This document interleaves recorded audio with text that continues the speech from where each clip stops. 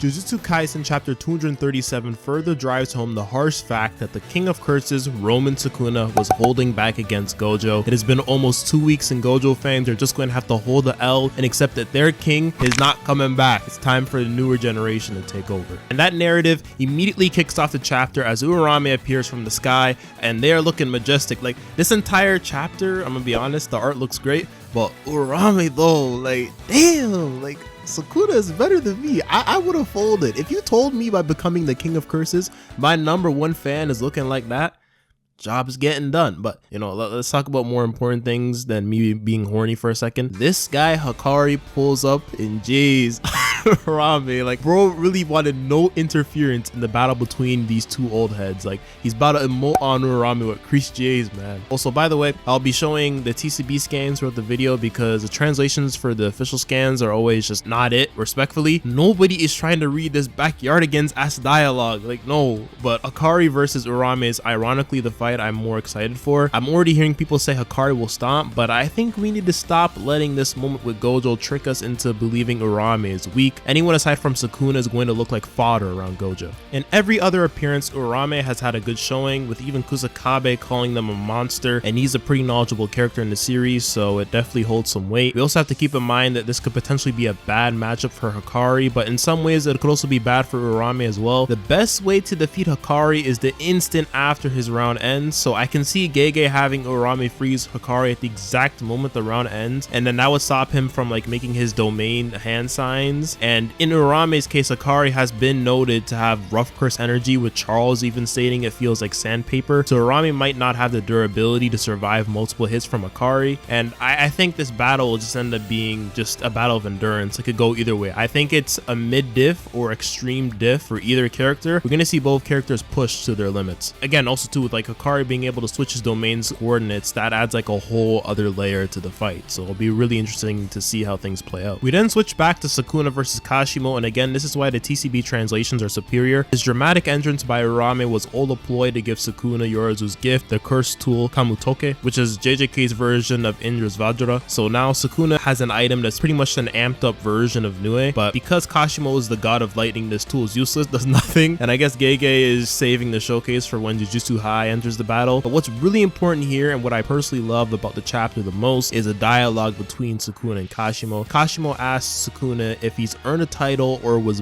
born the strongest, with Sukuna saying he doesn't know and he was born as an unwanted child. Bro was not loved as a child. And we get more discussion relating to the theme of this entire versus Sukuna battle, which is what does it mean to be the strongest? Is it solitude or is it the burden of always seeking more power? And Sukuna calls both Kashimo and Gojo greedy. The two were both the strongest sorcerers in their era, and they're just trying to have their cake and eat it too, which Sukuna is like, no, that's just not how it works. Sukuna stands above them, and he's above everything because he's discarded everything, and that's why he's the strongest. And this development of Sukuna taking this kind of mentorship role in a sense and breaking down what it means to be the strongest in a story, when it's done properly, I really do enjoy it, and I think Gege is doing a really good job right now in that aspect of the series. So I'm really intrigued to see what Gege cooks up with that, because that could probably be one of my favorite plot lines in the series when everything's said and done. Now back to the fight. Finally, after months of speculation, Kashimo's curse technique is finally revealed, and it's called Mystical Beast Amber. I guess Gege watched Yu-Gi-Oh! GX recently and was a fan of the Crystal Beast. Kashimo's curse technique is basically Gege's way of making a homage to Killua's Godspeed technique from Hunter x Hunter. And next thing you know, Yuji is going to be making a binding vow and have a Gon Rage transformation. Who knows? This arc's been really weird. But the curse technique transforms Kashimo's body so that anything that can be created by electricity can be used in Kashimo's toolkit. So we can activate the brain's electrical signals to increase agility and utilize electromagnetic waves. However, because the technique is literally going beyond the human body's limits, he will crumble after the technique fades. Immediately, he just starts blitzing the shit out of Sukuna. Like he's hitting him with the left, right, taking inspiration from Yuji and Gojo, and proceeds to finish off Sukuna with a good night. He's going for a left, right, good night. He's beating him up, and he whips out the Walk 3000 pea shooter. I'm sorry, Gege, it was not that design style cooking. It looks goofy. It's this pea shooter. He looks like he's trying to give the guac. No, it's not raw. It's not raw. It's goofy. But Sukuna, you know, he's a durability tank. So obviously he just tanks it. He's him. Kashimo continues to pressure Sukuna by using his guaranteed hit, lightning discharge, and that forces my goat to whip out his full form. He's back in his prime. Gojo couldn't make him whip this out. Now, I know there's sore reasons for that, but guess what? I don't care. The agenda takes over, and that's the truth. Kashimo was able to bring out Sukuna's true form, and Gojo did it. Oh, it feels great, man. I told these people this, man.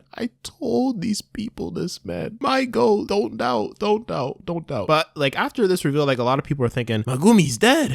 Megumi's gone, but I don't think he's dead, because like if this truly is the end of Megumi's character, bro.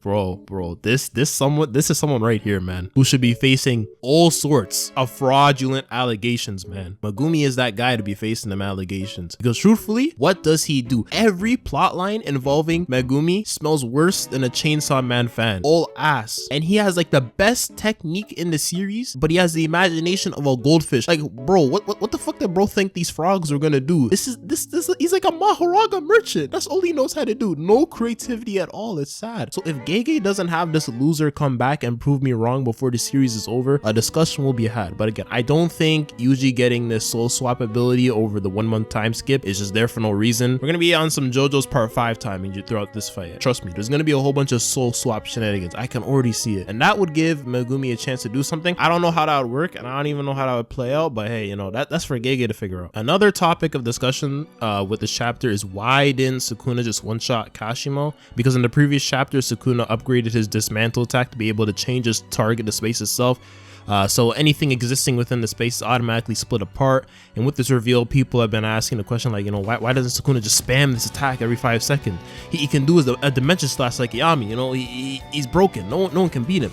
And I think it's a bit more complicated than that. Sukuna is a massive troll that likes to play with his food, so to immediately end the fight would spoil the fun. So it might simply just be that, you know, he just had one of the best fights of his life, and he doesn't want to just ruin it by just like one-shotting all these people immediately. Again, like it's said in the story, only his pleasure and displeasure exists. So, you know, it might simply be that, which would be in character because the guy just wants smoke. But although in the situation, he's kind of taking the role of like the sensei, teaching his students Gojo and Kashimo about what it takes to be the strongest. What a nice guy. And it's pretty insane that Sukuna is somehow a better teacher than Gojo. Like, Jujutsu High has got to reevaluate their teaching system. But aside from Sukuna just being a meathead, I think there's another possibility. Sukuna did say it was a nearly impossible technique to pull off, so he might not have like full mastery of how to do it yet. Or there might be some sort of binding vow in play where like he can't just use it as like trigger happy and just like spam it. So that might be another thing. But regardless, my goat, Itadori Yuji, will find a way to tank it. Regardless of anything Sukuna pulls out, Yuji's gonna find a way to tank that, man. He'll find a way, and he's gonna have the most disgusting get back in Jujutsu Kaisen. So Kashimo is like, he's simply the appetizer. People just have to accept it. Because when Yuta and Yuji put on a masterclass performance, I will be there for greatness. And maybe Nobara comes back and uses resonance on Sukuna's remaining finger to create an opening. Like, people can dismiss that theory all they want, but trust me, with the way things are going, that development is perfectly in line for the JJK school of writing. You'll clown me, but trust me, in 3 months time, it's probably going to happen, and I will see every last one of you haters. You're gonna be gassing that chapter with no amounts of shame. You're gonna be doing more tricks on it than Kenjaku and Urarame combined, and I won't forget. You're gonna be screaming JJK GOAT. You're gonna say Nobara GOAT. You're gonna be saying cooking peak chapter. Oh man, this is manga, best new gen female character, all sorts of this. I know how you people get down. I know your game. Not an ounce of shame lives in your bones. It's nasty. But you know what else is nasty? Not liking the video to show support. Because if you enjoy anime content that keeps it real, consider subscribing. So when you hit 10K, you can brag about being a day one. I think I covered all the stuff in the chapter. So just like Sukuna, I gotta get back in the kitchen to cook. We'll see if everything I talked about kind of, you know, ages well when the next chapter drops. I'm going to be covering the next chapter of JJK probably on like Thursday or Friday. I'm not going to wait around for officials to drop because, again, the official translation has been whack. So we are officially now investing everything, investing all our stocks in TCB to get these chapters out properly. So, you know, if you're someone who waits for officials, I'm sorry, you know, you might just have to wait, you might have to just wait, you know. That's tough, man. The thumbnail might include some spoilers, but hey, you know, it's TCB, it's the TCB movement now. So yeah, that's the way it's gonna have to be. But yeah, I gotta get working on some more stuff, and I'll see y'all later. Peace.